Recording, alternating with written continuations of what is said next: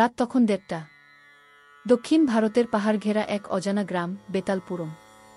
চারপাশে ঘন বন, বুনো গাছের গন্ধ, দূরে পেঁচার ডাক। সেই বনের মাঝখানে দাঁড়িয়ে আছে এক পরিত্যক্ত মন্দির, শ্রী একজাগরা কালীমাতা মন্দির।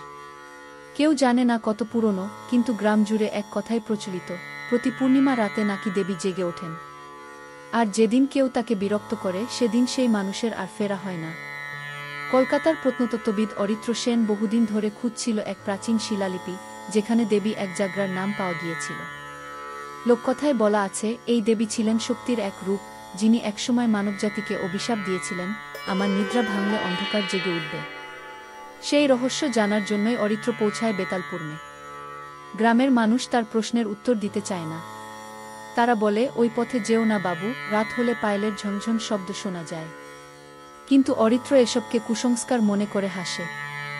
রাত 12টা পেরিয়ে, হাতে টর্চ, গলায় ক্যামেরা আর ব্যাগে গবেষণার পত্রপত্রিকা নিয়ে সে মন্দিরের পথে রওনা দেয়।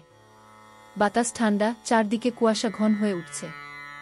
পাহাড়ের গা বেয়ে উঠতে উঠতে হঠাৎ দূরে দেখা যায় কালো ছায়া, মন্দিরের গম্বুজ চাঁদের আলোয় ঝলসে উঠছে। কাছাকাছি যেতেই সে দেখে বড় লোহার দরজা, তার উপরে শিকল আর একটা তাম্রলিপি। লিপিতে লেখা, যে আলোয় দেবী ঘুমান, সেই আলো ভাঙিলে অন্ধকারের জন্ম হয়। অরিত্র নিজের নোটবুকে সেটা লিখে নেয়।